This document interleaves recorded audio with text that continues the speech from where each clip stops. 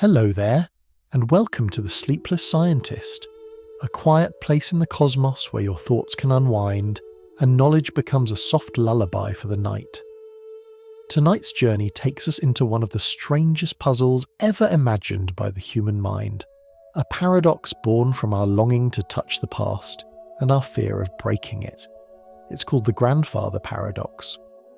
But before you settle in and get cozy, I'd love if you could take a moment to like this video and subscribe, only if you truly find these quiet explorations enjoyable. And when you're ready, leave a comment to let me know where in the world you're listening from and what time it is for you right now. It's always such a joy to see all the places we gather from, each in our own little slice of time. Now feel free to dim the lights, maybe turn on a fan for that soft hum in the background, and let's begin our gentle exploration into how time, and perhaps reality itself, might know how to heal its own wounds. And if your mind drifts, don't worry. Time, after all, is patient. It can wait for you. Time feels like something we know. We measure it, we complain about it, we chase it. Yet deep down, it remains one of the most mysterious ingredients in the universe. You might glance at a clock and see its hands sweeping forward, always forward, and feel a quiet certainty that tomorrow follows today just as morning follows night. But what if for a moment we imagine the impossible, a clock that ticks backward, a moment that undoes itself? Close your eyes for a second and picture this. You're sitting in a room, and on the wall a small silver clock begins to move in reverse. The second hand glides smoothly the other way. Your breath, which you've just exhaled, seems to flow back into your lungs. The coffee on your desk climbs back into its cup. The warmth that left your hands returns. Nothing explodes. Nothing screams. The world simply unravels in silence. It's a strangely comforting image at first. The fantasy of rewinding, of fixing, of choosing differently. We've all felt that wish. A sentence we'd rather not have said, a door we wish we hadn't closed, a face we wish we could see once more. Time travel begins as an emotion long before it becomes a theory. It begins with regret. And that's where the grandfather paradox quietly steps in. It's not a story about killing anyone, not really. It's about logic confronting longing. The question goes like this. Suppose you travel back in time, to a point before your own birth, and change something so deeply tied to your existence that you could never be born. What happens then? If you never exist, how could you have travelled back to make the change in the first place? It sounds like a trick, a riddle with no answer. Yet this small loop of reasoning pulls at the fabric of reality itself, because the moment you ask it, you're no longer just talking about one traveller and one mistake. You're talking about whether the universe itself can allow contradiction, whether cause and effect, those invisible threads holding every event in order, can be cut and reattached elsewhere without everything coming undone. To understand the unease of this idea, think of time not as a line, but as a story. Each page depends on the ones before it. If you tear out the first chapter, the characters later on have no reason to exist. That's what makes the paradox sting. It isn't that something bad happens, it's that the story collapses in on itself. Science fiction has played with this idea for over a century. In Back to the Future, Marty McFly's actions in 1955 nearly erase his own existence. In Looper, a man sent to kill his future self becomes both hunter and prey. In Avengers Endgame, the heroes tiptoe through the past, terrified of fracturing their own timeline. We watch these stories not because they're realistic, but because they ask something ancient in a modern way. Is time a road we walk, or a river that carries us? Imagine if you could step into that river. You toss a stone into the past, watch the ripples move outward. But then you notice something odd. The ripples never reach you. They bend, twist and dissolve before they can change your present. It's as if the water itself refuses to transmit your disturbance. That's what many physicists suspect. that reality has ways of defending itself, of maintaining a kind of internal balance we barely understand. In that light, the paradox becomes less a logical impossibility and more a mirror reflecting our assumptions. We imagine time as fragile, a porcelain vase that shatters if handled wrong. But perhaps it's more like a living organism with an immune system that resists infection. When you try to create a contradiction, the universe simply heals around it, the way skin closes after a cut. You might change the details, but not the outcome. It's an unsettling thought, that reality might be less a stage for free will and more a patient caretaker ensuring the script stays coherent. But it's also strangely reassuring. It means you can bend time's fabric, perhaps, but not tear it. That even in the wildest thought experiments, existence prefers harmony over chaos. For now, just let that idea settle like dust in the sunlight. The clock on the wall has returned to normal, ticking softly forward again. The coffee cools in its cup. The air is still, but somewhere, deep beneath the surface of what we call now, a quiet question remains. If the past cannot be changed, why does the heart still ache for the chance to try? And maybe, in the next breath, we'll follow that question wherever it leads, to the hidden instincts of the universe itself, and the ways it might defend its own timeline like a body protecting its heartbeat. To talk about the grandfather paradox is to walk the line between curiosity and discomfort. There's a peculiar tension that forms whenever we imagine undoing ourselves. It isn't only a question of physics, it's a question of identity. What does it mean to be the cause of your own absence? And could such an act even make sense inside a universe that seems so devoted to order? Let's imagine it again, not as a theory, but as a scene. You stand in a dimly lit workshop filled with the scent of oil and dust. On a wooden table sits an odd machine, a mix between an antique clock and a storm trapped in glass. It hums softly as if breathing. You reach toward it, curious. The dial reads 1932. You set the date, press a brass switch, and the world folds in on itself with the gentlest sigh. When your vision clears, you find yourself standing in the past. The air is heavier. The streets smell faintly of coal smoke. You've done it. You've stepped outside the page of your own story. The paradox begins not with what you do next, but with what that action means. Suppose you alter something small. You scatter a letter that was meant to be sent, or you keep two strangers from meeting. Each tiny change ripples outward. And then the thought arrives, the one that has haunted philosophers and physicists alike. If I stop the moment that led to my birth, then who is standing here, breathing this air? It's the sort of problem that makes reason dizzy, because the moment you imagine it, you're trapped in a loop. If you succeed, you never existed to perform the act. But if you never existed, there was no act at all.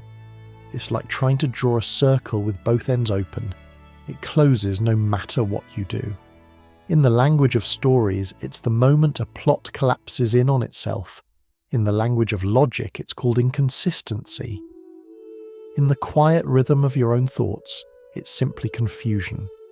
To make sense of it, let's soften the language of physics into imagery. Think of time as a garden path paved with stepping stones. Each stone represents a moment. You can move along them in one direction, forward. To step backward would mean lifting one stone and placing it behind you again. The path doesn't like that.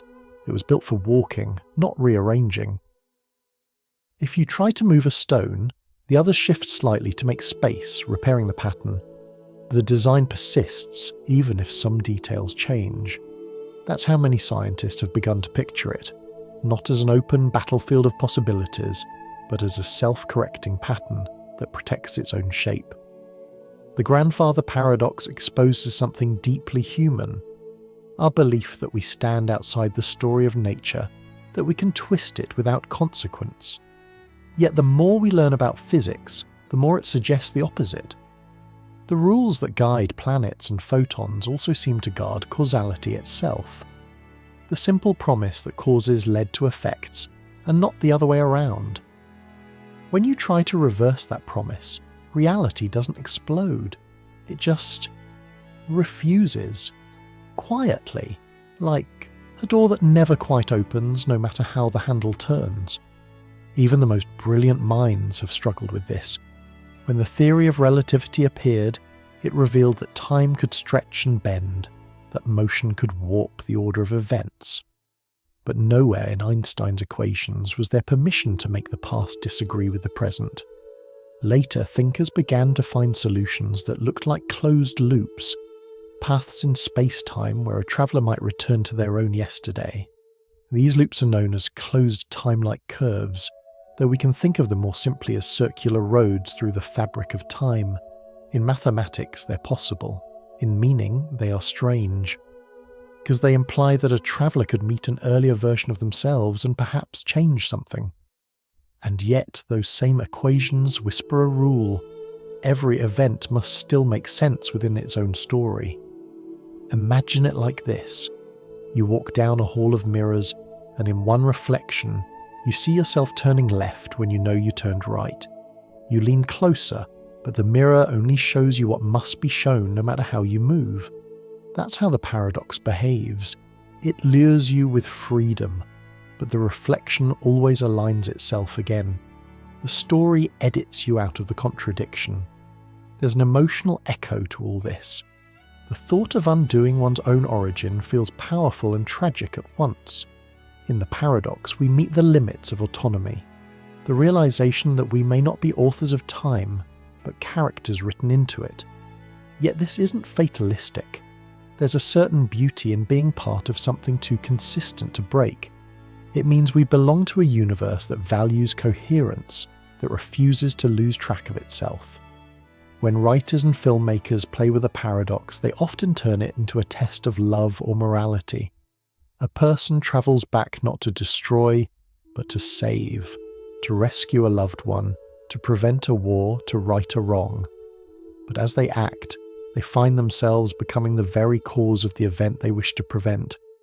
The attempt to erase pain becomes the path that creates it. That's the gentle cruelty of time. It loops emotion into cause, making every tragedy both inevitable and meaningful. Perhaps that's why this paradox has never gone away. It isn't just a question about physics, it's about forgiveness.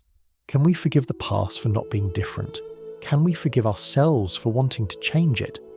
When you stand in that imagined workshop, hand on the brass switch, the hum of the machine in your ears, what you really face isn't the destruction of causality. It's the reflection of your own heart, wishing for control over what was never yours to command. And maybe the universe, in its quiet wisdom, understands that wish. Maybe that's why it doesn't punish you for trying. It simply closes the loop gently, placing you back where you began, unharmed, a little wiser. The clock resumes its steady tick forward. The storm in glass grows calm, and you realize that time never needed your permission to heal. It was always doing so on its own. Somewhere ahead, we'll begin to see how this healing works, not through magic or mystery, but through the subtle geometry of reality itself, which seems to know how to mend its contradictions before they can even form. But for now, let the workshop fade, the ticking settle into silence, and the thought remain. Perhaps the reason we cannot erase ourselves is that the universe remembers too well to let us disappear. There's a special kind of story that doesn't have a beginning. It simply exists, folded over itself like a ribbon with no loose end to grasp. You pick it up and trace it in one direction, only to find that you've returned to where you started. The more you look, the more impossible it seems.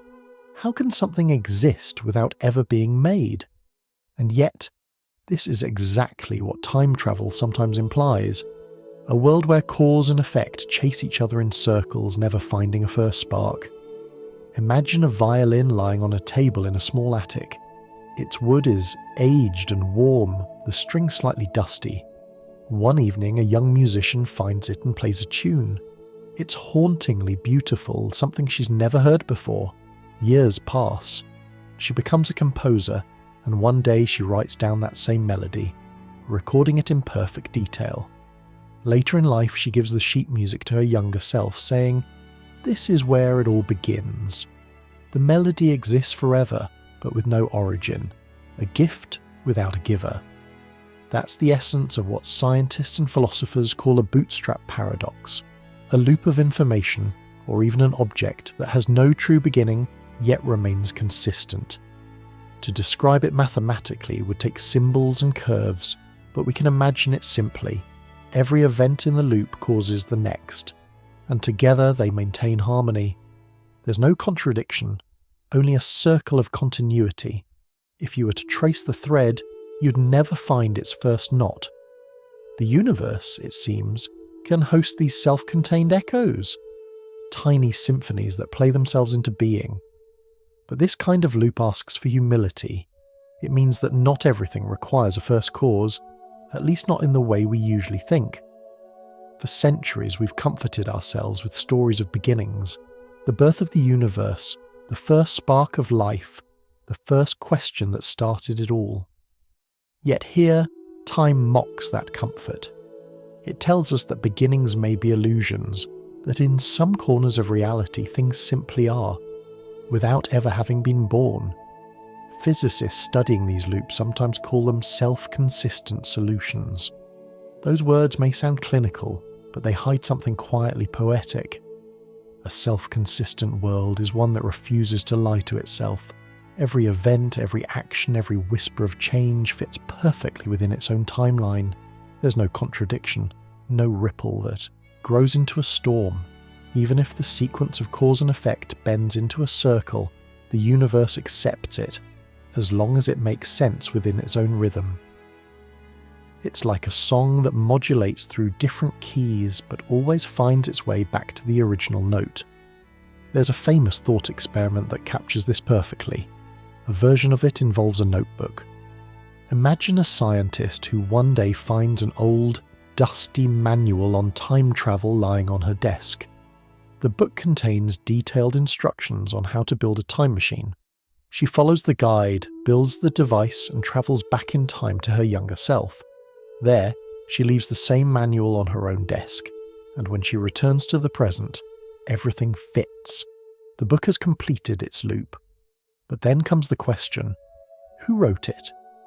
The answer is as simple as it is unsettling. No one did. The information has always existed, circling endlessly, a gift passed from future to past and back again. This too is a kind of paradox, but not the destructive kind. Unlike the grandfather paradox, the bootstrap loop doesn't break causality. It fulfills it perfectly. It's not about erasing yourself, but about existing within a story that sustains itself. To the universe, there's nothing wrong here. No contradiction, no law violated. To our human minds, though, it feels eerie. We crave origins, authors, and explanations. We want someone to have written the melody, someone to have invented the manual. But time doesn't always owe us that comfort. Sometimes it just hums a tune that has no composer, and yet there's something oddly reassuring in that.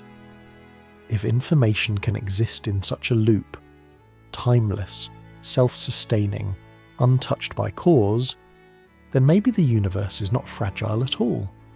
Maybe it's built to preserve coherence even when our logic falters. When we think of time as a thread, we imagine it stretching endlessly forward or backward, but perhaps it's woven in circles, patterns within patterns, spirals within spirals, each one self-contained yet part of a greater whole. Even in everyday life we glimpse smaller echoes of this looping nature. Think of traditions, stories, or phrases passed down through generations. No one remembers who said them first, but they survive, shape us, and continue. A lullaby your grandmother sang to your mother becomes your own child's lullaby decades later. The melody persists untethered from its first voice. It isn't science, but it rhymes with the same truth. Not all origins need a beginning. Some simply endure. When physicists talk about closed time-like curves, they're describing paths through the fabric of space-time that could, in theory, Allow these self-contained cycles.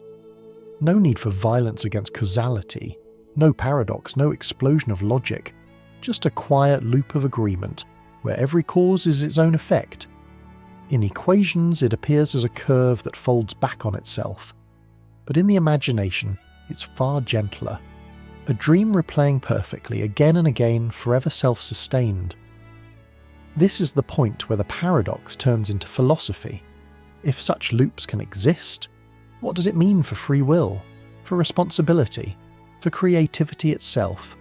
If a melody or a book or even a person can appear within a loop of time, untouched by any original act, then where does agency live? Do we create or do we remember? Do we invent or do we rediscover what has already been written somewhere beyond time's reach? And perhaps that's the quiet secret of the bootstrap paradox. It invites us to stop asking who started it, and instead to marvel that it works at all. It shows us that time may not be a chain but a harmony, a chord struck across dimensions, resonating so perfectly that it sustains itself. There's no beginning, no end, just music existing because it must. Somewhere, beyond what we can see, perhaps the universe itself hums such a melody. A song without a first note, without a composer, but with infinite patience. It is both question and answer, both motion and rest.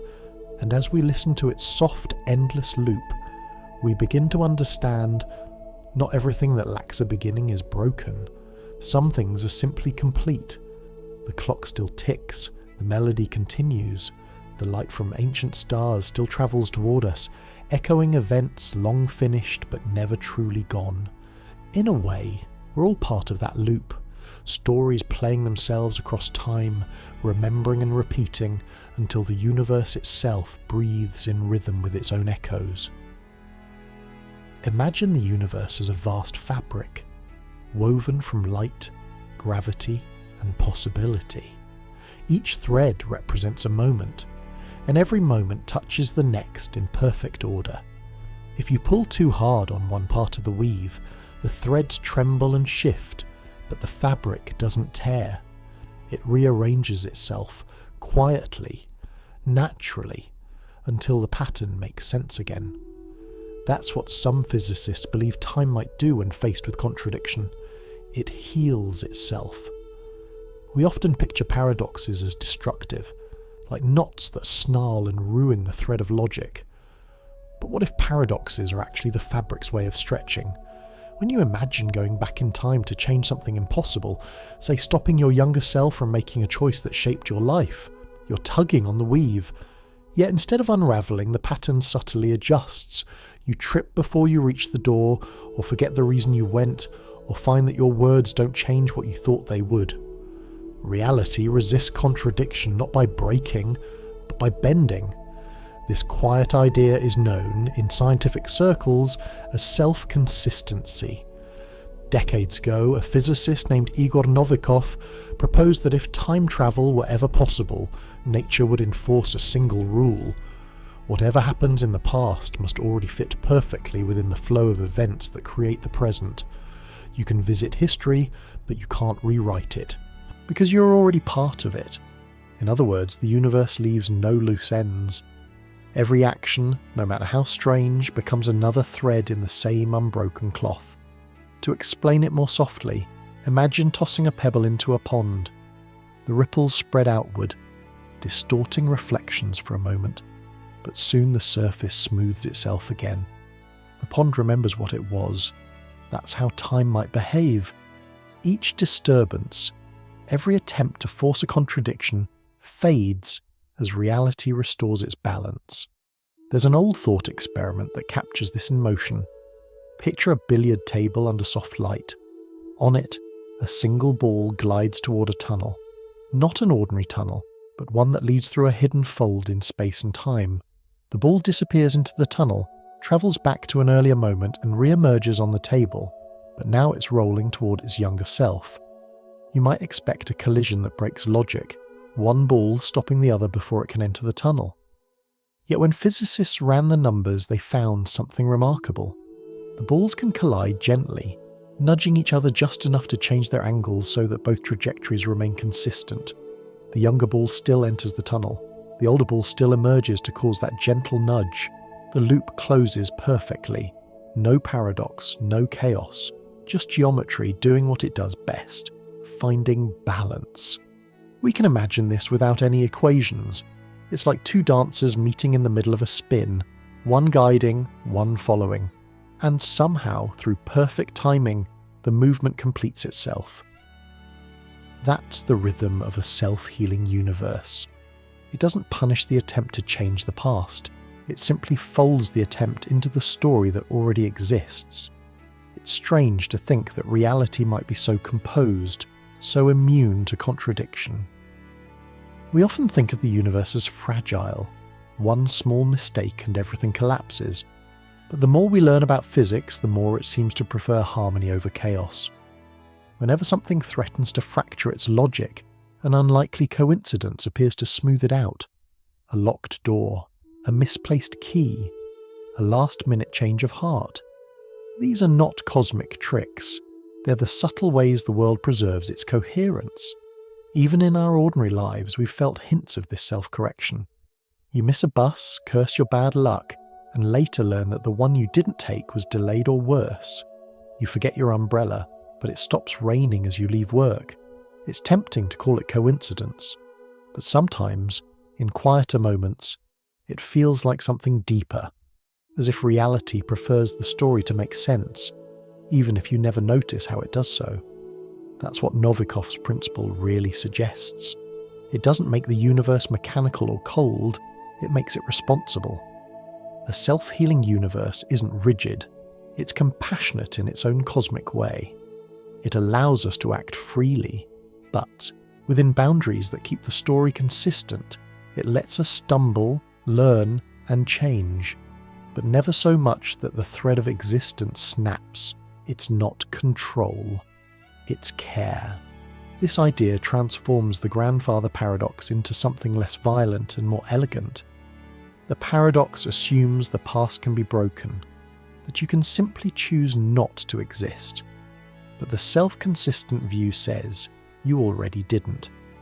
Every choice you could have made was already woven into the timeline that brought you here. You can dance with the past, even brush against it, but the music has already chosen its rhythm. That doesn't mean your actions are meaningless. It means that meaning itself might be larger than choice. It might be structure, balance, and continuity. Think of how your body heals.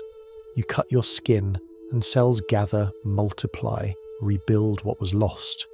The scar that forms isn't identical to what came before, but it belongs to you completely. The wound becomes part of the story of your body. Perhaps time does the same. When contradictions threaten to open, reality repairs the wound, leaving only a faint scar, a memory of what might have been, folded gently into what is. And somewhere deep within that process, there's a profound comfort. If the universe can heal itself, maybe it can heal us too. Maybe every regret, every wish to change the past, every what if we carry is already being softened, rewritten not by force but by understanding. The past doesn't need to be undone. It's already complete. All that's left is to see how perfectly it fits, and how our longing to alter it is itself part of the pattern that keeps it whole. So the next time you imagine changing something, picture the universe smiling faintly, as if to say, you already have, and that's why you're here. Time, it seems, doesn't break. It breathes, and like a living thing, it knows how to heal. Imagine a smooth wooden table under a hanging lamp. The surface shines with a soft golden glow, and a single billiard ball rests at the centre. There's something serene about it. One small, perfect sphere of motionless potential. You reach out, line up a cue, and give it a gentle push. The ball rolls, slow at first, then faster, until it disappears into a tunnel carved into the edge of the table. But this is no ordinary tunnel. It doesn't lead to another pocket. It leads through time. Now picture that same ball reappearing from the tunnel, not later, but earlier. It's rolling toward its younger self, the one that hasn't yet entered the tunnel. The two are on a collision course. Logic tells you disaster is coming. When the future collides with the past, something has to give. But what happens next is strangely peaceful. The older ball strikes the younger one, not to stop it, but to guide it. A soft tap that changes its angle just enough so that the younger ball continues into the tunnel exactly as it should. The loop closes. The paradox dissolves. This thought experiment, often called the billiard ball paradox, was proposed by the physicist Joseph Polkinski to test whether time travel could exist without contradiction. At first glance, it seems absurd. How can an object interact with its own past? But the math, when stripped of its symbols and written in the language of nature's geometry, says it can. The universe, as if following its own choreography, allows just the right conditions for both versions of the ball to coexist in harmony. Cause and effect twist together like dancers in a slow waltz, and neither breaks the rhythm. To imagine it, you don't need equations or diagrams. Just picture that small moment, the soft collision, the subtle change of direction. Everything happens naturally, as though time itself is gently steering events towards self-consistency. Nothing explodes. No contradictions scream. The loop simply balances itself. That image, simple as it is, carries a profound truth. Time, when pushed, pushes back. Not violently, but gracefully. When something threatens to create a paradox, reality doesn't tear. It adjusts. Every cause finds its matching effect.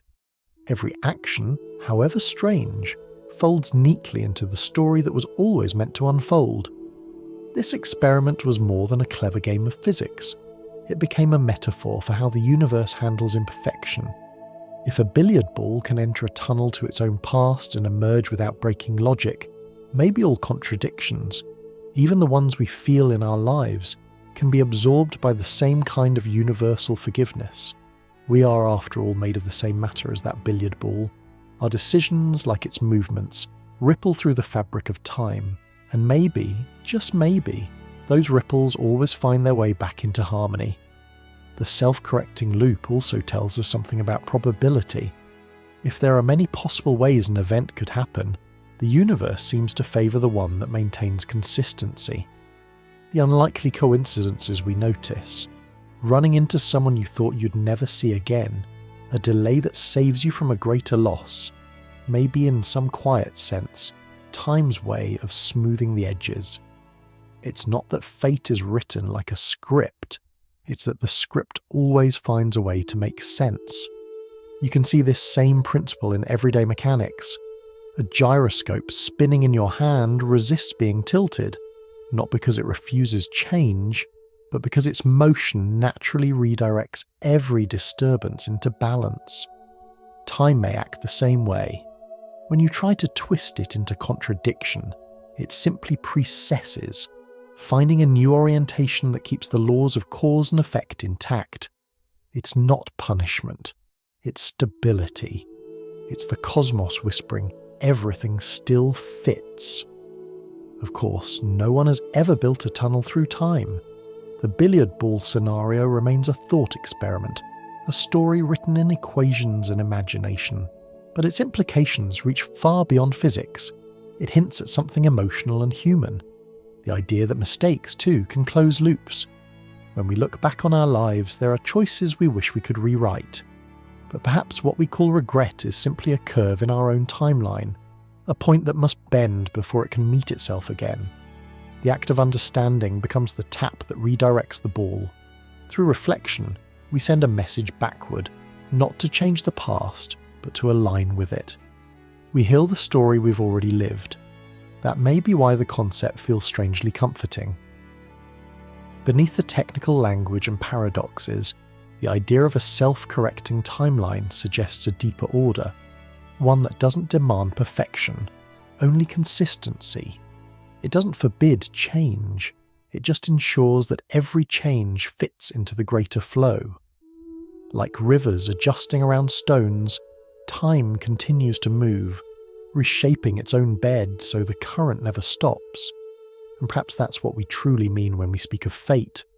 Not that every step is predetermined, but that every outcome finds its proper place. The universe is less a judge than a gardener, pruning, guiding, letting branches grow wild, yet somehow ensuring that the tree remains whole. Even chaos serves the design. The billiard ball's collision is not an accident, but a quiet correction, a pulse of understanding between two moments that were never truly separate. If you look at the night sky, the same logic applies. The starlight that reaches you tonight may have left its source millions of years ago. To you, it feels like memory made visible, a glow from a past you can't touch. Yet that light still finds its path across the universe, curving around gravity, avoiding dust clouds, obeying laws that keep it consistent. The universe bends, but it doesn't contradict itself. Even photons and the smallest travellers of time seem to remember where they came from. In the end, the billiard table becomes a metaphor for everything. The dance of memory, the rhythm of cause and effect, the way our stories echo into themselves. The ball rolls, disappears, returns, collides, and continues. The loop completes, not because it was forced to, but because it must. And somewhere in that simple, endless motion lies the secret of time's patience. Perhaps the universe is, in its own way, an artist that never erases. It just keeps painting until the picture makes sense again.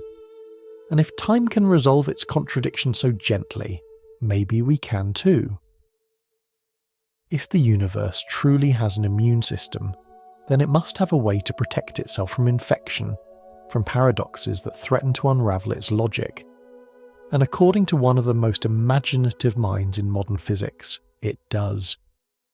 Stephen Hawking once proposed what he called the chronology protection conjecture, though we can think of it more gently as the universe's quiet refusal to let cause and effect fall out of order.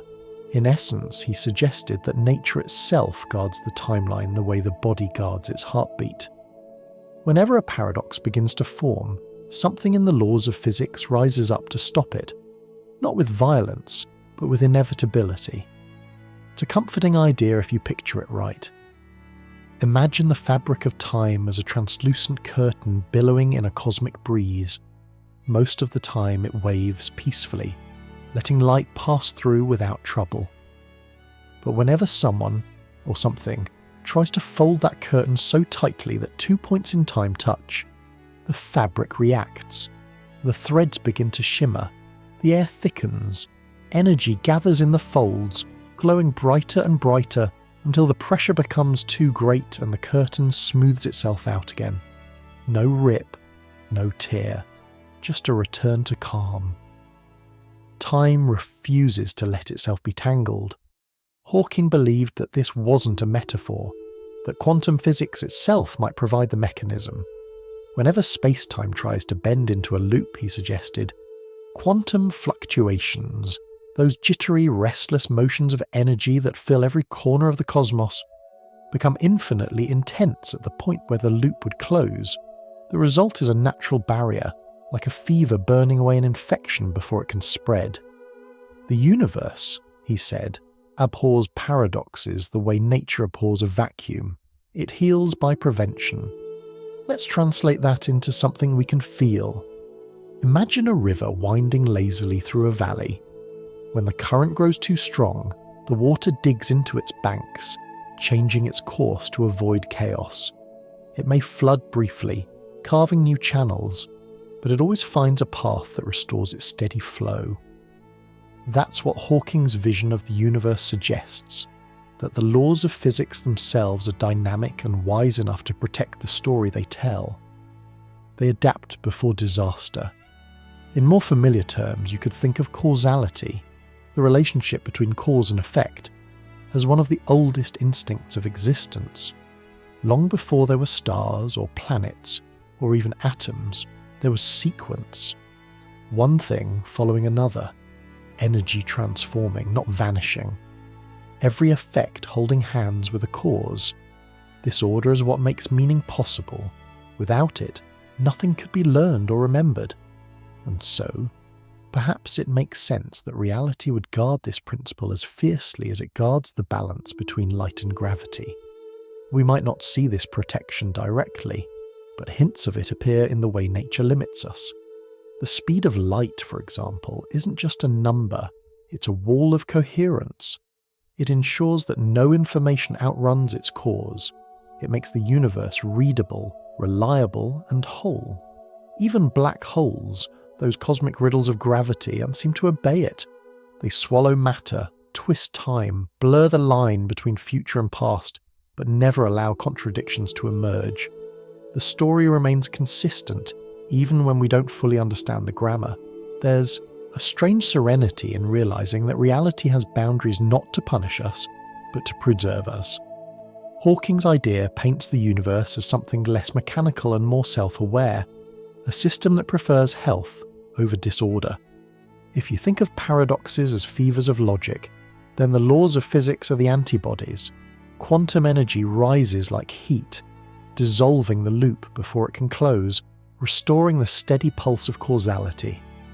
In this sense, the cosmos becomes not just vast, but alive in its precision. Some might ask whether this makes the universe too strict, too unwilling to let us play with possibilities. But boundaries are not enemies of wonder. They're its scaffolding. They give dreams a shape to grow around.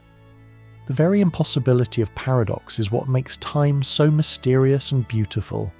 It's a reminder that while imagination can wander anywhere, existence itself prefers coherence.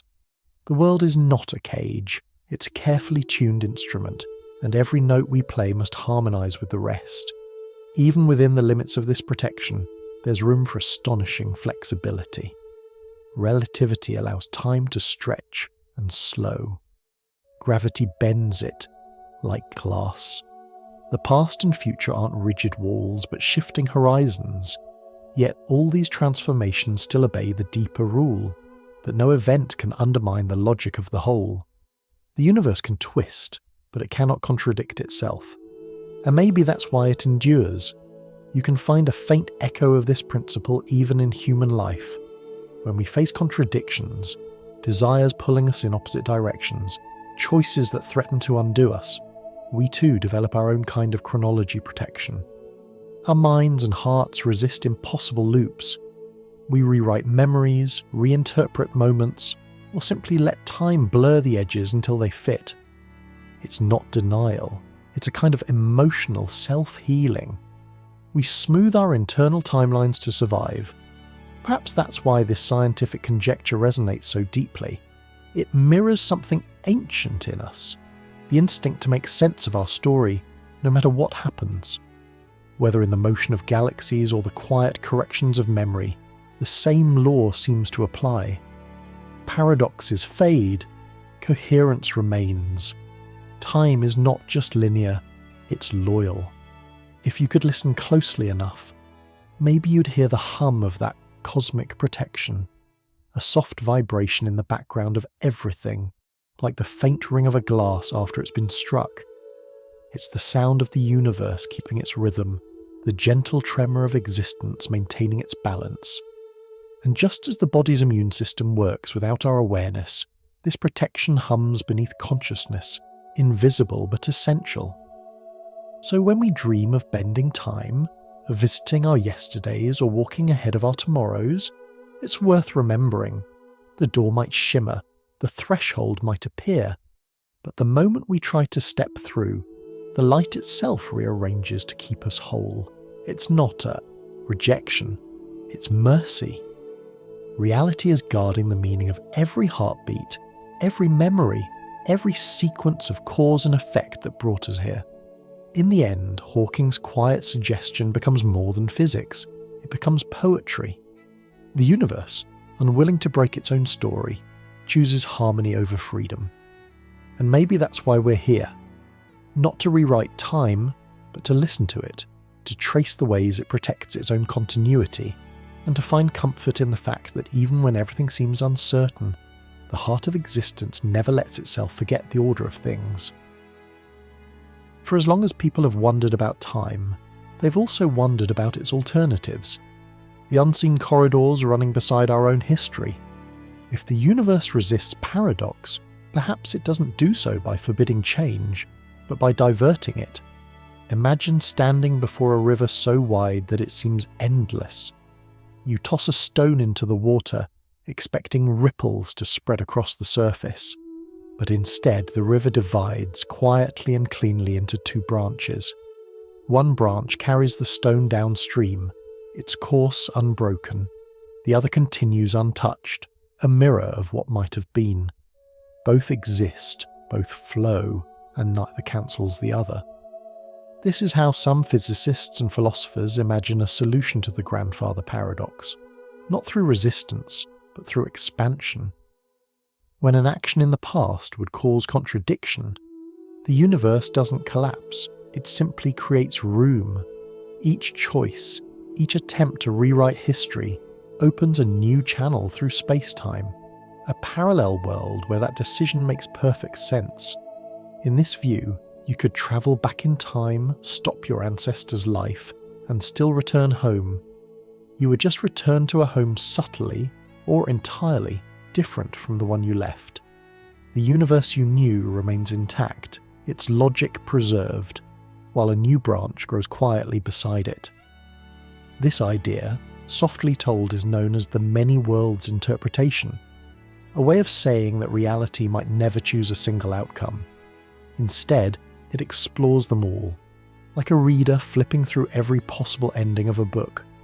To some, this seems extravagant. Too many universes, too much duplication. But there's a strange elegance in it too. Each world solves a paradox by making it unnecessary. Every action is consistent, just not all in the same place. You don't need equations to feel the poetry of this. Picture standing in a hall lined with mirrors. In each reflection, you lift your hand at a slightly different moment, the motion repeating forever down an infinite corridor. None of the reflections argue with each other. Each one follows its own timing, its own truth. You're all of them, and none of them alone. The universe might be something like that, a hall of possibilities, each one real in its own quiet way. When you think of it this way, the paradox softens into something almost kind. You can't destroy your own timeline because the moment you try, you step into another one where that act belongs. The laws of physics, unbroken, simply widen their reach to include your choice. It's a vision of a reality that values freedom without losing coherence, one that lets you act but still ensures every cause finds its rightful effect. For centuries, storytellers have dreamt of these alternate paths. In myths, heroes face crossroads guarded by twin spirits, one path leading home, the other to a new world. In modern tales, we call them multiverses, endless variations of the same song, each verse changing slightly, each chorus returning familiar. In some versions, we are who we are. In others, we are who we might have been. But all coexist side by side, humming in harmony rather than conflict. Even without time machines, we sense these branches in our own lives. You take one job instead of another. You send one message, and not the one you almost wrote. Each moment, quietly, divides the stream of what could be. Sometimes, lying awake at night, you wonder about the other versions of yourself. The ones who said yes when you said no, who stayed when you left, who dared when you hesitated. They're ghosts of possibility, shimmering on the edge of thought. Maybe they're imaginary, or maybe, somewhere beyond our comprehension, they exist, living out the consequences we can only imagine. But even this comforting idea carries its own question. If every choice creates a new branch, does that mean every mistake lives on too? Are there versions of us suffering the consequences we escaped? Perhaps, but the notion needn't feel tragic. Think of it instead as balance. Every action has a home, every outcome a stage. In one world you fall, in another you rise. Together they form the complete melody of existence. All keys, all harmonies, all true. When physicists first proposed this concept, They weren't trying to comfort anyone. They were wrestling with the strange nature of quantum behaviour, the way particles seem to exist in many states at once until we look, and then they choose. The many worlds idea was a way of saying, maybe they never choose at all. Maybe every possibility simply continues, each in its own quiet reality. And when we scale that idea up, from atoms to people, from people to time travellers, it becomes not just a theory but a philosophy. The paradox disappears because everything happens somewhere. The universe doesn't deny us, it multiplies us. This vision of branching realities might seem dizzying, even lonely, but there's a gentle beauty in it. Imagine walking through a forest at dawn. The path forks again and again, light streaming between the trees. Each time you choose a direction, the others don't vanish, they remain, full of other travellers who might even be you. You continue walking, not to escape your timeline, but to realise that it was never singular to begin with. Every step, every breath is part of a wider network of time where nothing is lost, only transformed. And maybe that's what makes the idea so strangely peaceful. It tells us that failure isn't final, that loss isn't absolute, that there's always another version of events where something went differently. The paradox fades because in some branch, every contradiction has already been solved. Reality heals itself not by correction, but by inclusion. It holds all truths at once. The next time you wonder what might have happened if you'd chosen otherwise, think of the river. Somewhere, a branch flows with that very decision, carrying it forward through its own universe of consequences. You'll never see it, but its current is as real as yours. Both streams sing the same song, not in unison, but in harmony. The universe, after all, doesn't like to waste possibility. It collects it, treasures it, lets it all unfold. So maybe, in the end, we never escape our past or our choices. We simply grow around them, like rivers dividing and meeting again in the sea. Every timeline finds its way to the same ocean of existence.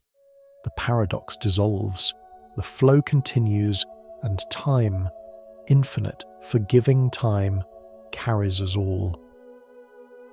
There is a certain tenderness in the thought that your journey might already be written, not as a trap, but as a poem. Every step, every pause, every detour woven into a pattern far older than you. If the idea of parallel universes offers a grand escape from paradox, then the concept of predestination offers its quiet opposite. It whispers that maybe we never needed to escape at all, that everything you could ever do you already have, and that somehow that's okay. Imagine a traveller stepping into a time machine, not to change anything, but to fulfill a purpose he doesn't yet understand.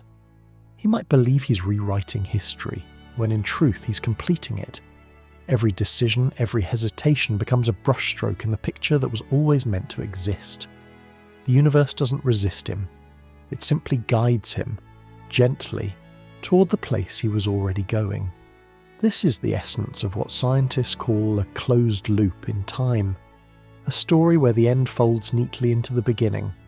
To tell it without equations, imagine a necklace with no clasp, a perfect circle of cause and effect, each bead depending on the last, yet none claiming to be first.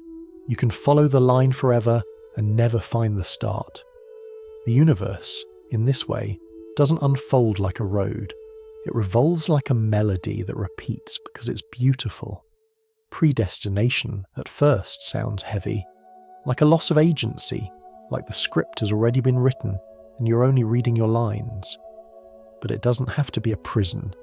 In this gentler form, it's more like dancing to music that already exists. You still choose your steps, your rhythm, your expression, but the song itself has been playing since the beginning of time. The meaning of your movement isn't lost, it's synchronized. There's a story told in countless variations, a person who dreams of preventing a tragedy. They travel back in time, desperate to change fate. Yet in their attempt to stop it, they become the very cause of it. A letter delivered too early, a warning misunderstood, a plan that goes perfectly wrong. And when the moment ends, the traveller stands stunned, realising that the event they feared was never avoidable. It was the consequence of their love, their fear, their effort to intervene. The paradox dissolves, not because the rules were broken, but because they were always part of the story. To us, this seems cruel, like the universe playing tricks. But look closer, and it becomes something else. It's not cruelty, but coherence. Every action, even the desperate ones, contributes to the consistency of the timeline. The tragedy remains, but so does the beauty of its inevitability. In that realization, there's a strange peace, the understanding that even our attempts to resist fate are part of its design. Imagine watching a film you've seen many times. You know every scene, every line, every ending, and yet you watch again. You still feel tension when the characters make mistakes. You still hope for a moment that maybe this time things will change. But when the ending arrives, familiar and unbroken, it doesn't disappoint. It satisfies. The story remains complete, untouched. That's what the universe might be like from its own perspective. A timeless spectator to its own unfolding, knowing how it ends and loving it anyway. Predestination has appeared not only in philosophy, but in the quiet corners of science. Certain interpretations of space-time, especially those that see time as a single, unchanging structure, suggest that all events, past and future, coexist. From that viewpoint, the future isn't waiting to happen, it already has. We simply move through it like a beam of light through a stained glass window, illuminating one colour at a time.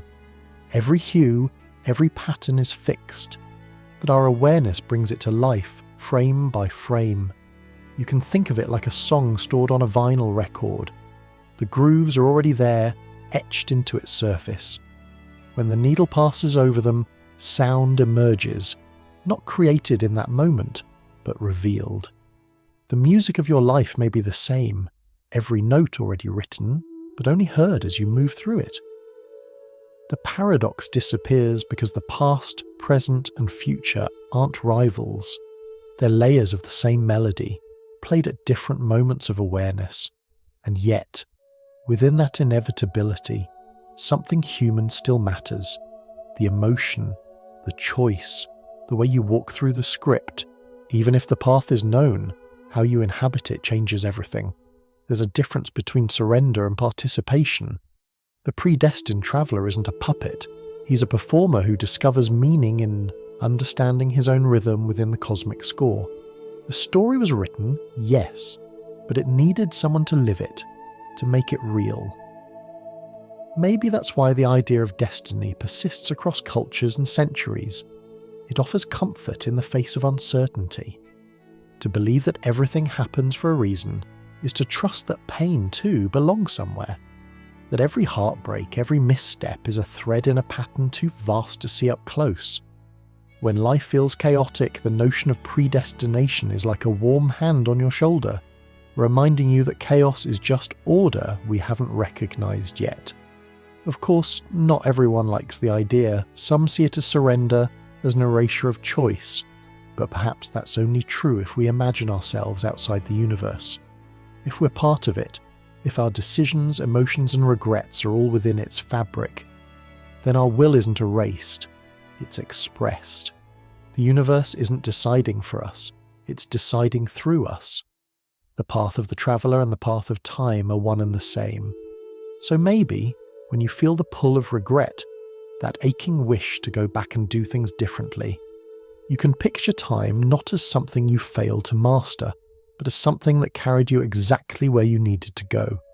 The loop was always closed, the outcome always known, and yet, it still needed your footsteps to complete it. In that sense, every one of us is a traveller in time, not through machines or portals, but through understanding. Each realisation we come to is a small return to a moment we once misunderstood. We can't change it, but we can see it differently. And in that seeing, we do change something. Not the event, but the meaning it leaves behind. Perhaps that's the quiet miracle of a self-consistent universe. It doesn't trap us, it redeems us. It lets us live the same melody until we finally hear its harmony. And when we do, maybe we realize what the traveler learns at the end of every loop. That the journey was never about changing the past, but about remembering how beautifully it was written all along. If time is an ocean, then every decision we make is a pebble dropped into its surface. Waves travel outward, delicate but real, touching distant shores we can't even see. Yet somehow, no matter how many stones we throw, the sea always finds its calm again. The ripples fade, the reflection of the sky returns, and the water remembers what it once was.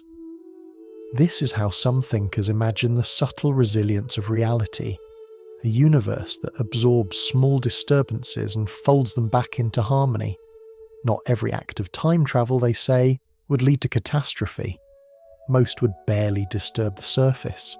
Like a raindrop in a vast lake, your influence would spread gently before dissolving into the larger flow.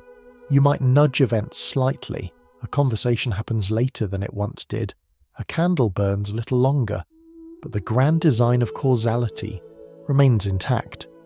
The details change, yet the story finds a way to reach the same ending. In physics, this has been called the ripple effect of time. We don't need to picture equations to feel it. Just imagine a tapestry woven from countless threads of light.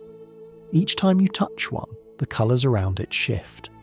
A pattern deepens here, a shadow lightens there, but when you step back, the picture still makes sense. The universe seems to prefer continuity, the way music prefers to resolve its final note. If chaos is introduced, it doesn't linger. It finds a home in the rhythm of what's already written. It's easy to see why such an idea feels natural. Even in everyday life, our choices often seem to matter in small, quiet ways, not explosive ones. You take a different route home and meet someone new. You miss a call and learn something you wouldn't have otherwise. Yet despite these subtle ripples, life as a whole continues. The past doesn't collapse under the weight of small changes. It bends, absorbs, and continues forward. If time has a memory, it's forgiving. Some scientists have described this self-stabilizing quality as dynamic equilibrium. It means that the universe, like a living system, reacts to disruptions by redistributing them. When something goes wrong in one place, balance is restored elsewhere. If a timeline were somehow nudged, by accident or design, it might not shatter, but shift. The past adjusts, the present reconfigures, the future realigns. Every effect finds a new cause that fits. It's as though the universe can rewrite its own punctuation without altering the meaning of the sentence. To picture this, think of dominoes lined up in a perfect curve. You tip one, and the chain reaction begins.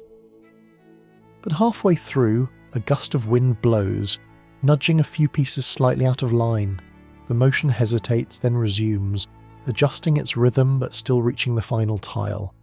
The story of the fall remains complete. That's how some believe time might respond to interference, not by breaking but by breathing. It accommodates. It adapts. Of course, not all ripples are harmless. Some could grow, spreading wider until they reshape the shore itself, but even then, there may be limits. Beyond a certain point, paradoxes generate so much instability that the timeline closes ranks, sealing off the contradiction like a healing wound. It's not vengeance, just protection. Reality wants to remain coherent, not perfect, but consistent enough to survive its own complexity.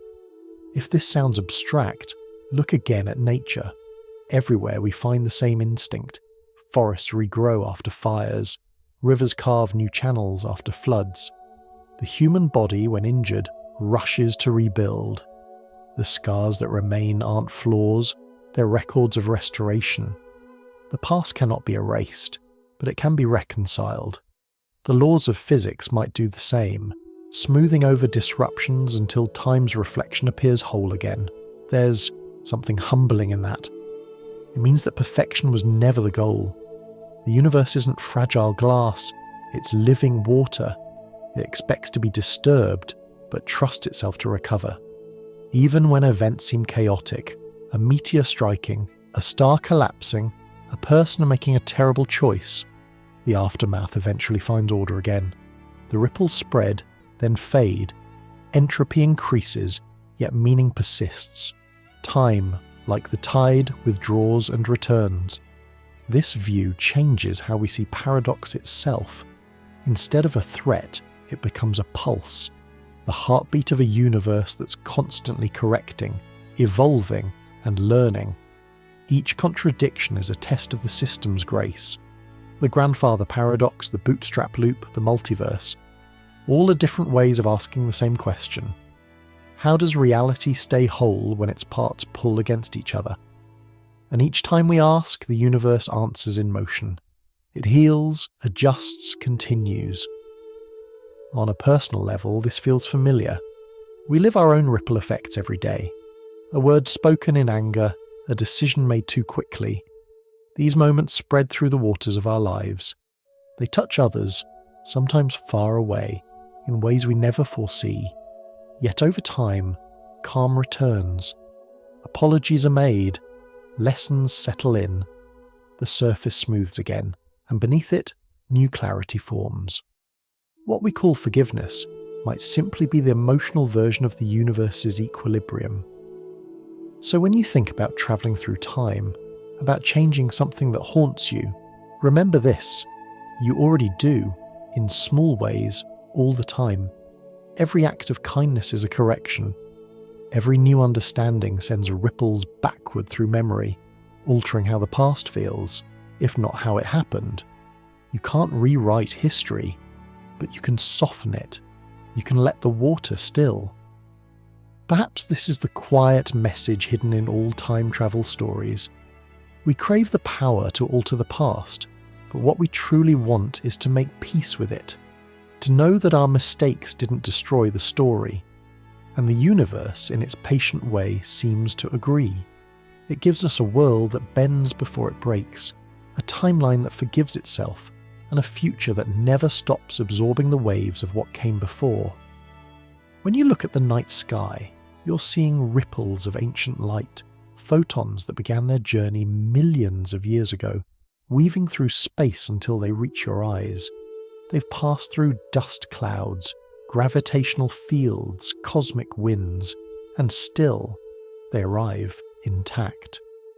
The universe keeps its memories, but it also lets them fade gently into the now. Every shimmer of starlight is proof that change can happen without collapse, that movement and peace can coexist. So the next time you drop a pebble of thought into the still water of your own timeline, don't fear the ripples. Watch them spread, curve and fade.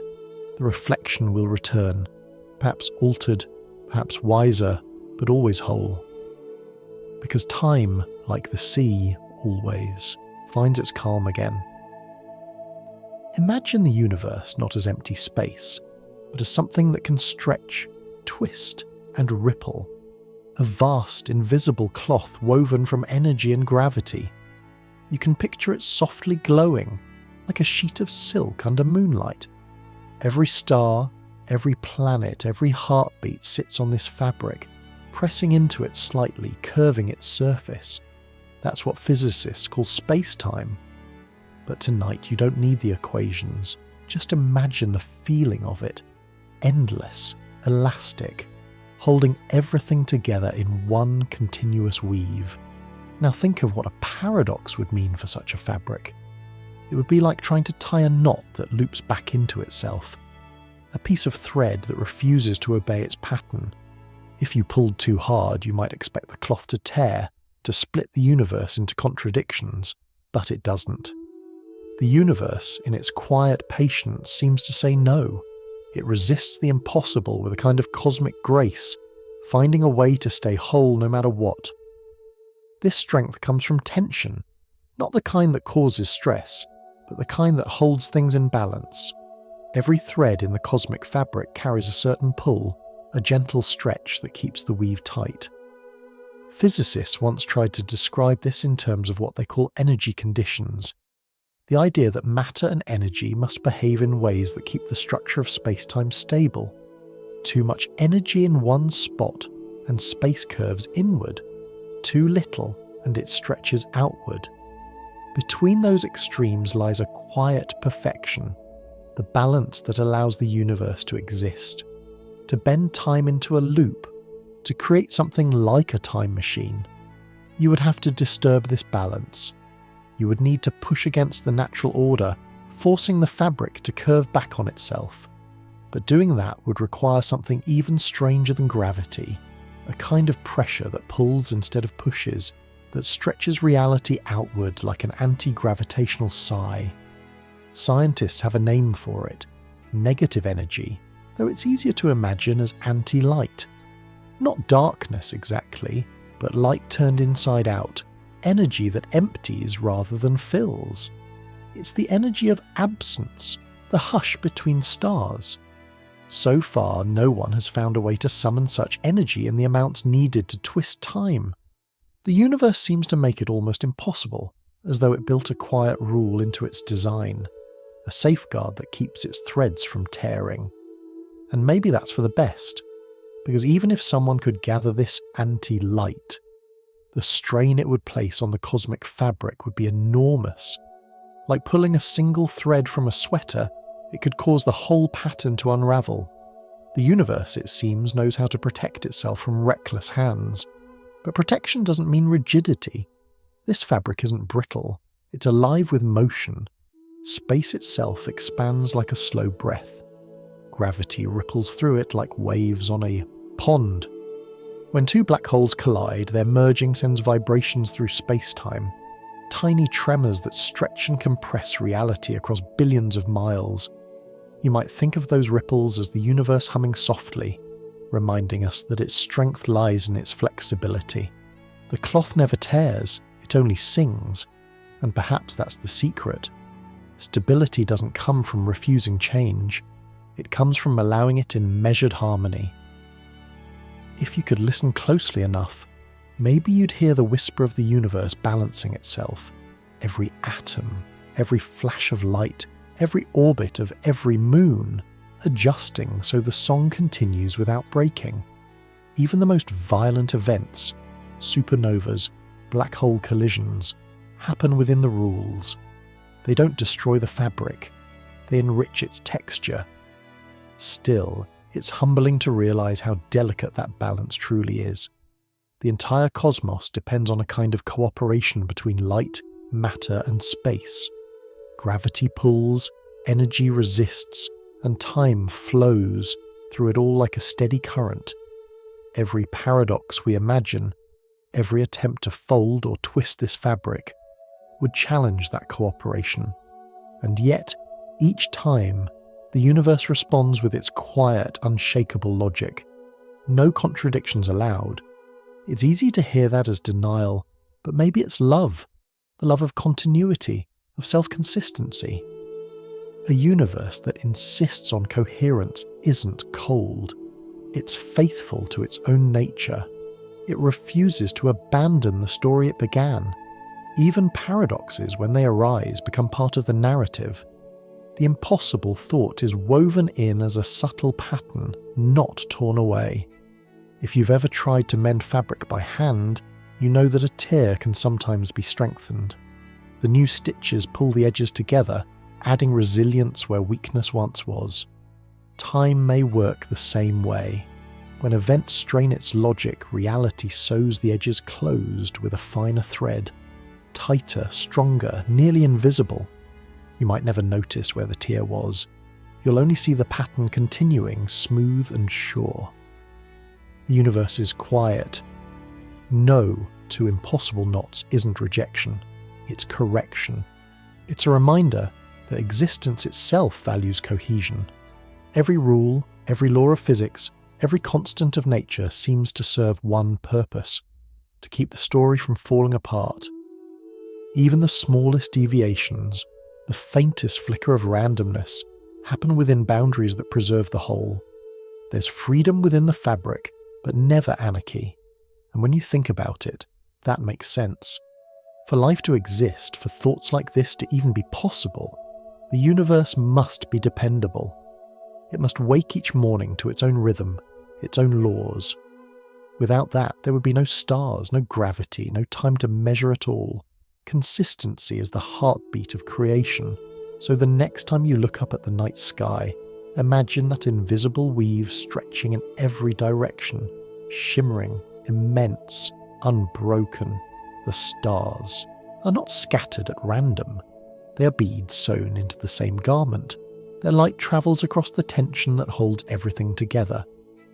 And somewhere, far beyond sight, the universe continues to whisper its quiet promise. I will not tear. At the smallest scales of reality, the world becomes less like a machine and more like a conversation. Everything, light, matter, even empty space, begins to whisper in probabilities rather than certainties. Here, in this quiet realm of the quantum, events don't always happen one after another. They overlap, intertwine, and negotiate their outcomes.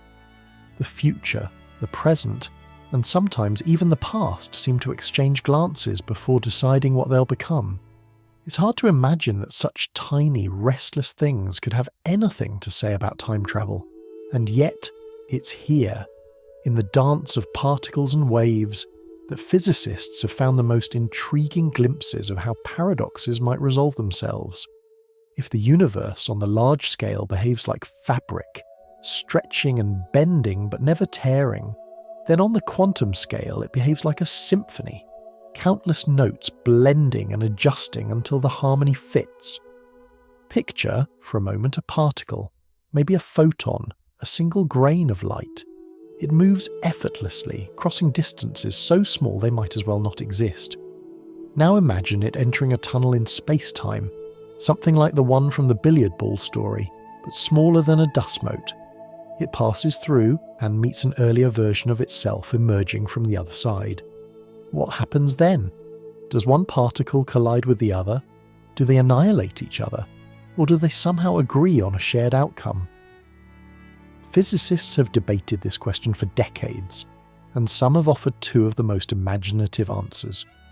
One from a thinker named David Deutsch, and another from Seth Lloyd. Both men try to imagine what a time traveller, or a time-travelling particle, would experience inside a loop that connects the past to the future and back again. Deutsch's idea was that the universe would find a fixed point, a kind of stable agreement between past and future. Whatever happens in the loop would simply repeat until it fits. If we were to soften the math into imagery, it's like two versions of the same melody trying to overlap. At first they clash, too loud, too dissonant, but with each repetition they tune themselves until the rhythm aligns. Once the harmony is perfect, the loop becomes self-consistent and no paradox remains. Lloyd offered another view, that the universe might behave more like a story being edited as it's read. Every possible timeline exists as a draft, but only the versions that make sense survive the final revision. In this picture, the laws of quantum probability act as an invisible editor, quietly removing contradictions, keeping only those sequences where cause and effect line up. It's not punishment, it's proofreading. Both ideas, though very different in detail, suggest the same truth, that even at the smallest scales, reality is reluctant to contradict itself. When faced with two possibilities, one that fits and one that doesn't, it always chooses the one that keeps its narrative intact. The universe, it seems, values coherence even more than freedom. If that sounds abstract, think of it another way. Imagine two reflections in a mirror hall, one slightly ahead of the other. The reflections move at first out of sync, their motions confusing and fragmented. But then, through some subtle timing, they fall into rhythm, each reflection guiding the other until they're dancing together. That's what these physicists meant when they spoke of quantum self-consistency. The particles don't fight, they negotiate. Every choice made by one version ripples through the other until both agree. And perhaps that's what reality does at every level, not only with particles, but with people, histories, and whole galaxies. The universe is constantly negotiating with itself, finding the only arrangement that makes sense.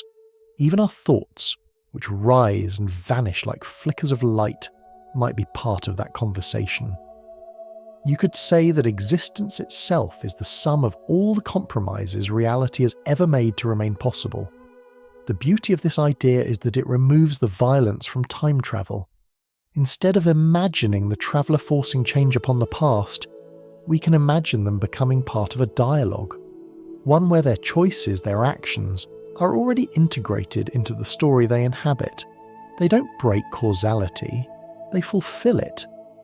The past welcomes them because in some deeper sense it already knew they would come. We see traces of this quantum negotiation everywhere. In the double-slit experiment, for example, a particle behaves like a wave that passes through two openings at once, interfering with itself, as though it's discussing possibilities across its own timeline. Only when we observe does it settle into one outcome, the same way a story settles when we finally read its final page. Some have wondered whether this act of observation, of attention, is itself part of the negotiation. Perhaps the universe waits for us to look before it decides how the pattern should unfold. It's a humbling thought that our awareness could be part of the equation that holds reality together, not in a mystical sense, but in a quiet, cooperative one. Observation doesn't command the universe, it participates in it. The act of seeing becomes an act of agreement. Every photon that touches your eye, every sound that meets your ear, completes a transaction of understanding, a handshake between what is and what can be. If paradoxes are knots in time, then quantum negotiation is how those knots are gently untied. Each thread adjusts, slides, and finds its place. The result is not chaos, but symmetry, a pattern of give and take that keeps existence whole. Even at the tiniest scales, the universe seems to value dialogue over disruption, and maybe that's something we can learn from, because we too are made of those same particles, those same patterns of compromise. When we meet versions of ourselves from earlier in life, the memories we regret, the choices we question, we're engaging in our own quantum conversations. We don't erase those versions, we integrate them. We listen, we understand, and eventually we align. In that alignment, paradox dissolves, the story continues. So perhaps the smallest truth hidden in the equations is also the gentlest one, that peace is not the absence of difference, but the presence of agreement. The universe achieves it through physics, we achieve it through understanding. Both are forms of harmony, both essential to the continuation of the whole. When you next imagine the strange dance of particles, flickering, uncertain, whispering across the fabric of time, think of it not as confusion, but as cooperation. Every flicker, every vibration, every shimmer of uncertainty is the universe reminding itself to stay in tune. Even chaos hums with self-consistency. Even the smallest pieces of reality know how to listen. When you think of time, you probably imagine it flowing, a steady river that carries you from birth to now, from now to whatever comes next. It feels like motion, like one direction only, forward. But what if it's not the river that moves? What if it's us? There's a quiet theory in physics that treats time not as a current, but as a landscape. In this view, every moment, past, present and future, already exists side by side like the rooms of a vast museum. The theory is sometimes called the block universe, but it might be easier to think of it as a gallery of forever. Each event, each heartbeat, each flicker of light is a painting hanging in that gallery. We move from room to room, believing we're walking through time, when in truth we're only exploring what has already been created. It's a comforting and unsettling thought all at once. Imagine a corridor stretching endlessly, lined with doors. Behind one, a star is being born. Behind another, a child is taking their first step. Further down, an empire collapses. In this timeless hall, none of these events replace the others. They coexist. You could stand at any door and see a moment in full bloom. The universe, in this sense, isn't becoming. It already is. If you could step outside the flow of time, perhaps you would see all of history at once, not as a line, but as a luminous tapestry. Every thread represents a moment, woven together so tightly that no part can exist without the others. The Big Bang, the rise of galaxies, your first memory, your last breath, all part of one unbroken design. The fabric doesn't move, but it contains motion within it, the way a photograph captures the impression of a wave without needing water to flow. This is a difficult idea to hold, because our senses are built for sequence. Our brains tell stories in chapters, not walls of simultaneity. We experience moments one after another, because that's how consciousness seems to navigate this timeless structure. Like a flashlight moving through a dark room, illuminating only what it points to. You can't see the whole gallery at once, but that doesn't mean the rest isn't there. If that's true, then paradoxes lose their teeth. The grandfather paradox, the bootstrap paradox, all of them rely on time being mutable, on the past and future being separate enough to interfere with each other. But in the block universe, interference is impossible because everything already exists in a fixed relationship. You can't change the past any more than you can rearrange the stars in a photograph. The picture is complete. You can only change where you're standing, what you're seeing, and how you understand it. To imagine this gently, think of reading a novel. The story unfolds page by page, but all the pages already exist. The last sentence waits for you even as you linger on the first. Nothing in the book changes, only your position within it does. That's how the block universe treats time, not as a story being written, but as one already bound and printed, its pages extending infinitely in every direction. We are both the reader and the character, walking lines already written, yet still full of wonder as we discover them for the first time. Einstein himself once described this view with an almost poetic sadness. He wrote to the family of a friend who had died, saying that for those who truly understand physics, the distinction between past, present, and future is only a stubborn illusion.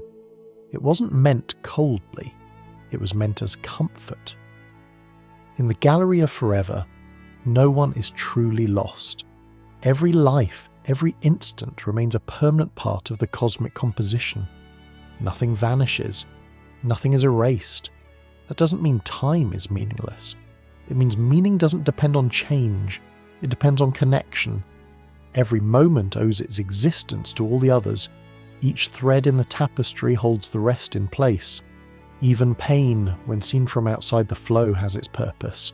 It adds texture, depth, contrast. Without it, the picture would be flat. The universe doesn't play favourites with its moments. It treasures them all equally. There's a strange peace in realising that somewhere within that block of forever, you're still taking your first breath, still laughing for the first time, still looking at the stars and feeling small but infinite. Every joy you've felt still shines, frozen but alive. And the future you hasn't vanished either.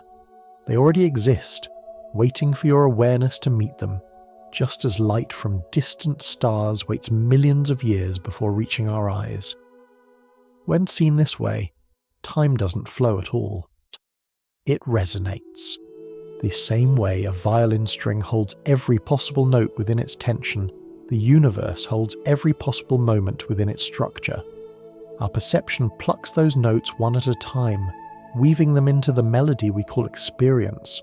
And maybe consciousness is the movement itself, not time, but the act of travelling through it. Some find this unsettling. If everything is already fixed, where does free will live? But maybe that question misunderstands the beauty of it. Freedom doesn't mean changing the fabric, it means exploring it. The joy of life might be that we get to walk the corridors of eternity without knowing what waits around each corner. Surprise is built into the design, even if the architect already knows the plan. If you could step back and see the full tapestry, the collisions of galaxies, the tiny gestures of kindness, the heartbreaks, the discoveries, you might notice something even more astonishing. The entire picture forms a single image, intricate and whole. It's the image of balance, of harmony, of self-consistency. The universe's masterpiece isn't a snapshot of chaos, but of coherence. So when you think of time slipping away, remember, nothing truly slips. The river doesn't vanish. It's the same river viewed from different bends. You haven't lost your past, you've simply moved beyond the page that holds it. And that page, like all the others, remains exactly where it belongs. A quiet, eternal part of the gallery of forever. Somewhere right now, in a moment that never fades, you are still beginning. The clock hasn't stopped. It's only paused long enough for you to notice that maybe, just maybe, it never needed to tick at all. Close your eyes for a moment and imagine the universe without anyone to see it. No eyes watching, no minds measuring, no hearts wondering. Would the stars still shine? Or would they simply exist in silence, unexpressed? It's one of the quietest yet most profound questions science and philosophy have ever shared, whether reality exists on its own, or if, in some subtle way, it waits for us to notice it. In the early days of quantum theory, physicists began to realize that observation itself seemed to matter. When they studied the smallest particles, tiny sparks of matter that behave both like waves and like dots of energy, they found that these particles refused to choose what they were until someone looked. A photon passing through two narrow openings acted like a ripple when unobserved, spreading in many directions at once, but like a pinpoint when measured. It was as though reality hesitated until attention gave it shape. Of course, no one believes that the universe literally hides behind our eyelids, waiting for permission to exist. But the lesson from this strange experiment was gentler and deeper. It wasn't that we create reality, it's that we complete it. The act of observing, of being aware, connects the potential with the actual. Before observation, the world is a melody not yet played. Awareness is the hand that lowers the needle onto the record. You can think of consciousness as a thread that stitches moments together. Without that thread, each instant would drift apart, disconnected, like pages scattered before they're bound into a book. But perception gathers them, binds them, gives them flow. You can feel this in the simplest experience. When you wake from a dream, your mind rushes to weave fragments, a face, a door, a sound, into a story. You don't invent them, you connect them. That's what observation does for reality. It turns scattered possibilities into continuous experience. Perhaps that's why the universe is knowable at all. It was built to be understood, to allow connection. Every law of physics, every constant, every pattern seems to invite awareness to participate. It's as if the cosmos whispers, "See me, and I become." The philosopher Wheeler once put it this way: we live in a participatory universe, a place where observation doesn't stand outside the story but inside it. Each act of noticing becomes a line written into the script. Imagine reality as a vast quilt of possibility. Each square glimmers faintly, undecided about what colour it wants to be. Then, as consciousness passes over it, each square chooses red, blue, gold, dark, and the pattern becomes visible. The quilt was always there, but awareness brings it to life, not by force, but by relationship. The observer and the observed are threads of the same cloth, weaving and being woven at once. This connection between mind and matter has always felt both mysterious and strangely familiar. Every day you live it. The colour of a sunset doesn't exist in the sky. It exists in the meeting between sunlight, air, and the eyes that see it. Sound doesn't live in vibrations alone. but in the moment your ear turns motion into meaning. In a way, consciousness is the finishing touch that makes the universe complete, not as a painter standing apart from the canvas, but as the light that allows the painting to be seen. If that sounds poetic, it's because poetry may be the closest language we have for it. The equations of quantum theory describe probabilities, numbers dancing like waves. But when we translate them into experience, they sound more like a conversation than a calculation. The world isn't shouting facts at us, it's inviting interpretation. Every observation is a response, every thought is a reflection. Together they keep the dialogue between matter and mind alive. Some scientists once resisted this idea, fearing it made the universe seem too dependent on us. But perhaps dependence is the wrong word.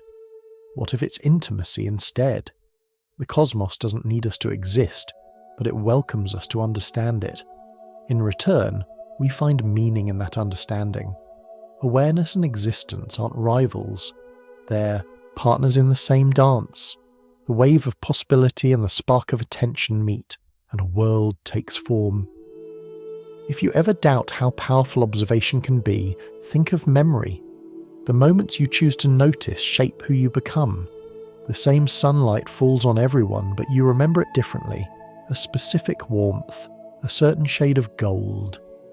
The universe offers infinity, but consciousness curates the details. It's like walking through the gallery of forever, but only lighting one painting at a time. What you illuminate becomes your experience. What you pass by remains, quietly waiting. Maybe that's what time itself feels like. The steady glow of awareness moving across an unchanging field of moments, one after another. Each act of noticing lights up a small region of eternity. Then, when attention moves on, the light fades and another corner comes alive. The block of forever doesn't move, but consciousness does. We are the traveller through its halls. This idea doesn't belong to physics alone. Many ancient philosophies whispered something similar, that perception and reality are not separate, that to know is to bring into being. Quantum theory simply gave that whisper a modern echo.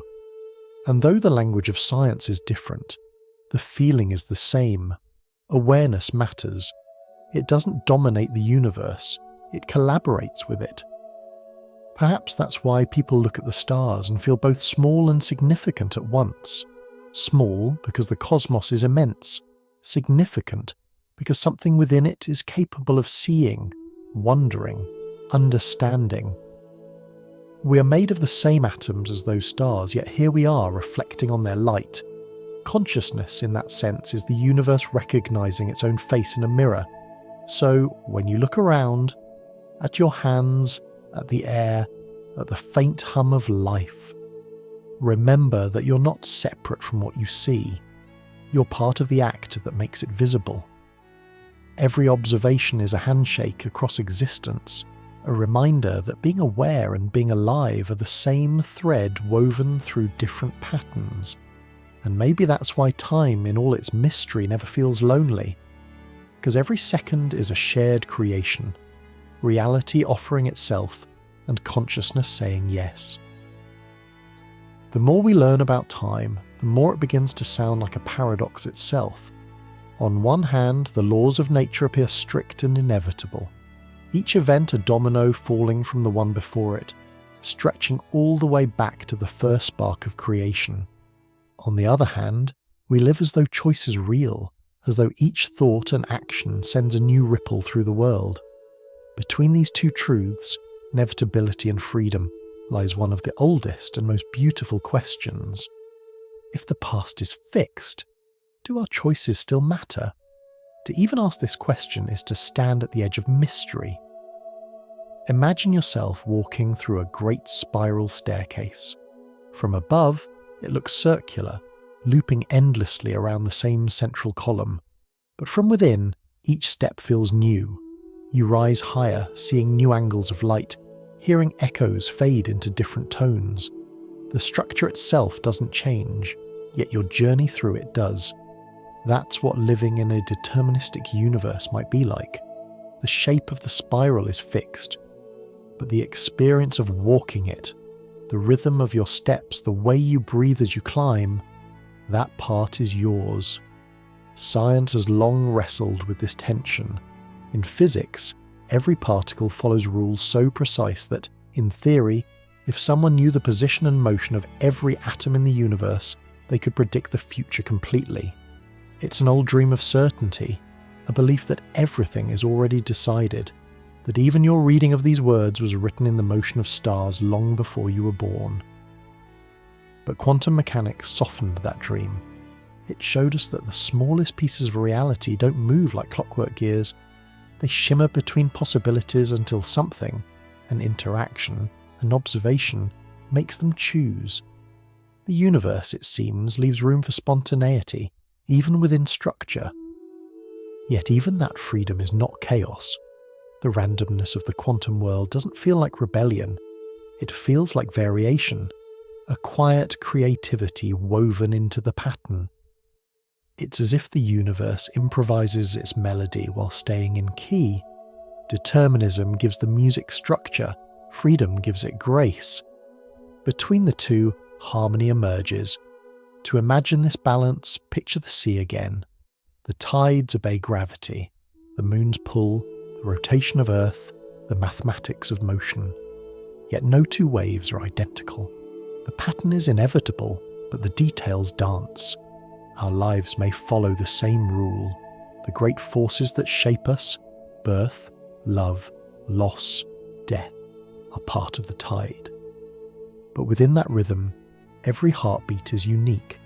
Each choice, each moment of kindness or hesitation is a wave formed by our own wind. Einstein once said that the distinction between past, present and future is an illusion, but he didn't mean that time was meaningless. He meant that every event exists simultaneously in the grand design. That change is how we experience what is already true. From the outside, the block universe looks complete, like a finished tapestry. From within, we are the threads in motion, feeling our way through the weave. Determinism doesn't erase us, it includes us. But what then is free will? Perhaps it isn't the power to alter the pattern, but the power to participate in it consciously. A river doesn't choose its destination, but it still moves with intention, following the shape of the land. The stones along its bed don't change its path, yet they give it sound, that gentle murmur we call meaning. Our choices are like that. They don't tear the fabric of time, but they create texture within it. How we respond to inevitability becomes our form of freedom. If you think about it, the sense of control we cherish may not come from rewriting reality, but from the way awareness transforms it. Two people can live the same event, a sunset, a goodbye, and experience entirely different universes inside their minds. The external world stays the same, but its significance changes with perception. In that way, consciousness is the brush that paints colour onto the fixed canvas of time. We can't change the strokes already drawn, but we can alter how we see them. Some philosophers have compared free will to reading a novel you didn't write. The story's end is already printed, but how you read it, slowly or quickly, with curiosity or dread, with empathy or distance, changes everything. The act of understanding becomes a kind of authorship. You're not trapped in the story, you're bringing it to life. The universe may have written the words, but meaning blooms only when you read them. There's also comfort in knowing that even within inevitability, uncertainty remains. The future may already exist in some grand cosmic structure, but we haven't seen it yet. For us, it's still unfolding, and that unfolding feels real. Like walking through fog, each step reveals a little more of the path, even though the landscape was always there. The unknown gives us purpose. It's the gift of not knowing that makes living worth doing. Sometimes, when people hear that the universe might be predetermined, they feel small, as if their choices don't matter. But determinism doesn't mean insignificance. It means belonging. It means that every thought, Every dream, every act of love was necessary for the universe to be complete. Your existence isn't random, it's required. Without your part of the pattern, the tapestry would have a hole. Think of the way a spider weaves a web. Each strand supports the others. No single line defines the shape, it's the network that holds. The web glistens because every thread contributes to the light. That's what our actions do in time. They add shimmer, reflection, resonance. Even if the structure was inevitable, beauty is the sum of all participation. So perhaps the truth is gentler than the argument between fate and freedom suggests. Maybe there is no conflict at all. Maybe free will and determinism are not opposites, but perspectives. Two ways of looking at the same spiral staircase. From above, the path is fixed. From within, it's a journey. Both are true and both are necessary. Without the pattern, there is no progress. Without progress, the pattern has no story. And maybe that's what makes life extraordinary. The ability to live inside a masterpiece that's already finished and still feel the thrill of creating it as you go. The hands that paint, the eyes that see, the choices that move us forward, all part of the same dance between order and imagination. In the end, free will may be less about controlling the universe and more about understanding our role in it, not as authors rewriting the script, but as conscious notes inside an eternal song. The melody has already been composed, but the performance is ours to give. And perhaps that's all the freedom we ever needed. After all these journeys, through paradoxes and loops, through self-healing universes and timeless blocks, a strange calm begins to settle in. We started with confusion, a thought experiment that seemed to break logic itself. We wondered whether time could be bent, whether the past could be rewritten, whether the future could already be watching us arrive. And yet, at the end of all this wandering, something becomes clear. The universe doesn't seem to mind our questions. It listens, it responds, and in its quiet it teaches us humility. Every paradox begins as a challenge, a way for the human mind to test the limits of understanding. We invent impossible stories, not to prove the universe wrong, but to learn how it keeps itself right. The grandfather paradox isn't really about violence or contradiction. It's about our longing to matter, to believe we can change the story that made us. The bootstrap paradox isn't about logic errors. It's about wonder, the astonishment that something can exist without a beginning. And the idea of a self-healing universe is, at its heart, about faith, that existence itself knows how to hold together even when we can't. You could say that paradoxes are the universe's mirrors. They reflect not what's broken in the cosmos, but what's unfinished in our understanding. Each time we stare into one, we see the limits of our perspective, how our language strains to describe a reality more subtle than our words. It's like trying to capture the ocean in a teacup. The overflow isn't failure, it's revelation. The mystery is the point. Think of how much we've learned because of paradoxes. The contradictions that once baffled us, the dual nature of light as both wave and particle, the bending of time near gravity, the uncertainty that hides in every atom, all began as puzzles that refused to fit into old frameworks. They pushed us to invent new ways of seeing. A paradox is a teacher disguised as a contradiction. It breaks our old maps so we can draw better ones. And yet, even as science progresses, the humility remains. For every law we discover, there's another mystery waiting beneath it, quietly smiling. Maybe that's why the universe never feels cold, even when it's vast. It holds space for curiosity. It invites us to keep asking. Like a patient tutor, it doesn't punish mistakes. It turns them into lessons. Every paradox is a soft boundary saying, here, your assumptions end, and something greater begins. The grandfather paradox, in particular, carries a deeply human truth. It reminds us that we cannot step outside the story that made us. We are not independent of our origins. Just as you cannot erase your, ancestors without erasing yourself, you cannot separate who you are from the time that shaped you. We belong to the past as much as we belong to the future.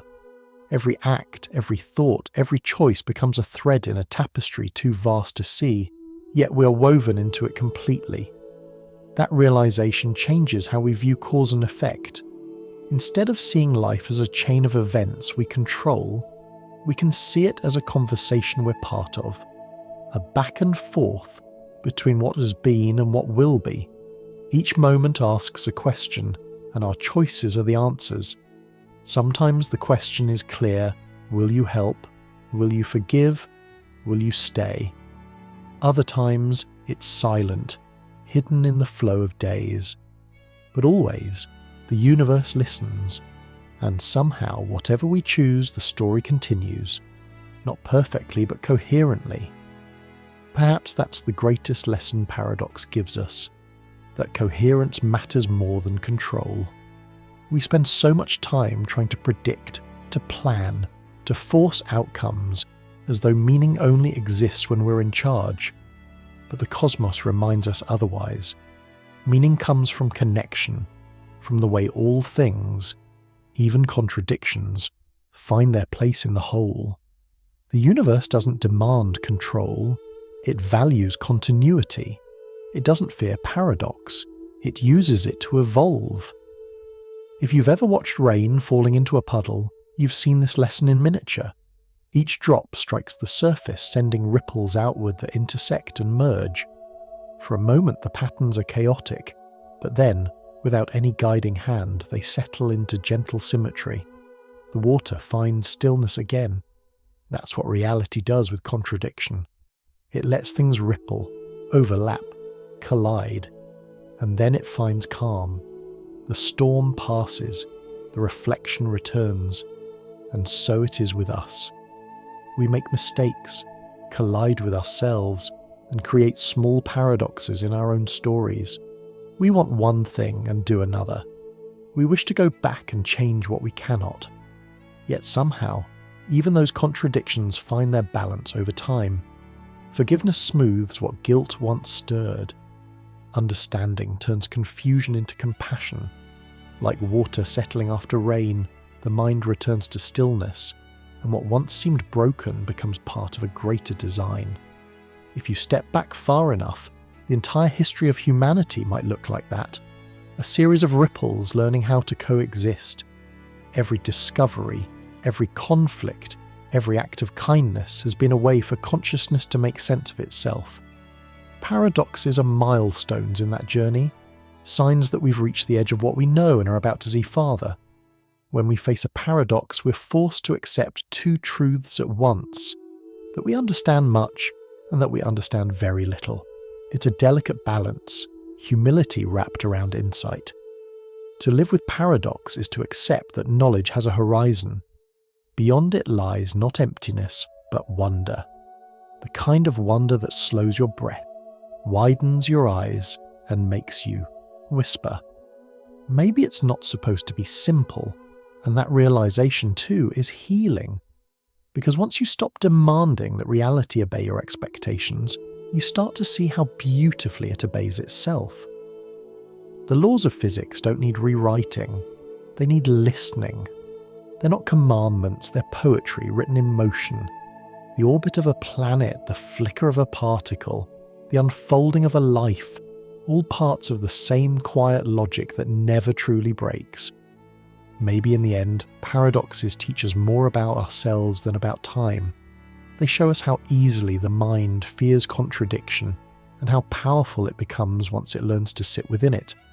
To live in peace with uncertainty, that may be the closest thing to wisdom we'll ever know. So if you ever find yourself staring at a problem that makes no sense, remember, you're looking at the edge of understanding, the place where discovery begins. The universe isn't mocking you, it's inviting you to see deeper. Paradox is not a wall, it's a doorway, and once you walk through, you realize that reality has been coherent all along. We just needed patience to see the pattern. Return for a moment to the image where all of this began, a clock ticking backward. Its hands glide in reverse, unmaking moments one by one. Steam flows back into a cup, footsteps unprint themselves from the dust, and laughter returns quietly to the lungs that released it. When we first imagined that clock, it felt unsettling, as if the world had slipped off its hinges. But now, after our long journey through paradox and possibility, it feels different. The backward clock no longer looks broken. It looks calm, a symbol not of disorder, but of return. Time, we've learned, does not need to be forced into coherence. It finds coherence on its own. The universe doesn't panic when confronted by contradiction. It adjusts. Every paradox, every improbable twist, every missed connection eventually weaves itself into the same great fabric. The thread of cause and effect may stretch, twist, even loop back upon itself, but it never snaps. The pattern endures, and in that endurance lies something like forgiveness. Maybe that's what healing means on the cosmic scale. The ability of existence to remain whole, even after being stretched beyond understanding. Every star that explodes sends its light across eons, yet the debris from its death becomes the dust from which new stars are born. Every end feeds a beginning. The universe recycles its own catastrophes into beauty. Time heals itself not by undoing, but by transforming. You can see this in the smallest things too. When a wound closes, the skin doesn't erase the injury, it learns from it. A scar is proof of both damage and recovery, a mark of continuity. The universe wears its scars the same way. The cosmic background radiation, the faint afterglow left by the Big Bang, is one such scar. It hums through space like an ancient lullaby, reminding everything that creation began with turbulence and ended in structure. Even chaos, it seems, can heal into harmony. Perhaps that's why the human heart finds comfort in these ideas. On some deep level, we recognize ourselves in the universe's patience. We know what it feels like to break and mend, to lose and to continue. We live our own versions of time's paradoxes, wanting to go back, wishing to undo, learning that we cannot. Yet somehow, life moves forward anyway. The clock doesn't shatter when we try to rewind it. It simply waits until we learn to move with it again. If you look at your memories closely, you'll see that they too follow this rhythm. Pain fades, not because it's erased, but because the story grows around it. Moments that once felt unbearable soften into perspective. What was once an open loop, a regret, a question, a loss, eventually closes into meaning. That too is time healing itself through you. You are part of its fabric after all. The same laws that smooth the universe's paradoxes also mend the heart's contradictions. Even the most impossible questions, the ones that kept philosophers and scientists awake at night, begin to feel gentler when seen through this lens. The grandfather paradox, for instance, isn't a threat anymore. It's an invitation to trust that the universe will not let itself unravel. The bootstrap paradox, with its mysterious objects and stories without origins, no longer feels absurd. It feels poetic, like a melody that loops perfectly, neither starting nor ending. These puzzles aren't flaws in reality. They're signs that reality is strong enough to contain wonder. If time can heal itself, then perhaps we can too. The same patience that governs the cosmos runs quietly through our lives. When things fall apart, when mistakes seem irreversible, when the past feels heavy, the same laws that keep the stars aligned remind us that consistency always finds a way. Nothing stays broken forever, not even the meaning of a difficult day. Sooner or later, life rearranges itself into coherence. The fabric tightens, the tear becomes part of the design, and that design is vast. Every heartbeat is connected to the rhythm of something older, the pulse of stars, the flow of galaxies, the expansion of space. From the smallest atom to the farthest quasar, everything is part of one continuous motion. Even your thoughts, fleeting as they feel, are echoes of that motion, ripples in the same ocean that once carried the first light. It's humbling to think that the laws which preserve causality also preserve us. Without them, the world would lose its memory, moments would slide apart. But because of them, every instant holds hands with the next. Time's healing is what allows stories to exist at all. Stories like yours, with beginnings and middles and meanings that take their time to unfold. Maybe that's why sleep feels like such a relief. When we close our eyes, the mind steps out of the current and lets the deeper rhythm of time do its quiet work. The world doesn't stop while we rest. It mends. Thoughts settle, emotions align, and by morning, what once felt tangled begins to make sense again. Night after night, you participate in time's restoration, a small rehearsal of the universe healing itself. When physicists talk about the ultimate fate of the cosmos, they often describe distant futures where stars burn out, galaxies drift apart, and everything grows cold and still. But perhaps that stillness isn't an ending either. Maybe it's rest, the long breath out after creation's song. In that calm, time will have completed its long, patient work. All contradictions resolved, all loops closed, all energy returned to balance. The universe will not die in silence, it will fall asleep in peace. And when you look back across the chapters we've explored, the paradoxes, the loops, the self-correcting laws, you can almost sense that peace already present, like background music under every moment. It's the rhythm of coherence, the hum of a universe that never truly loses its way.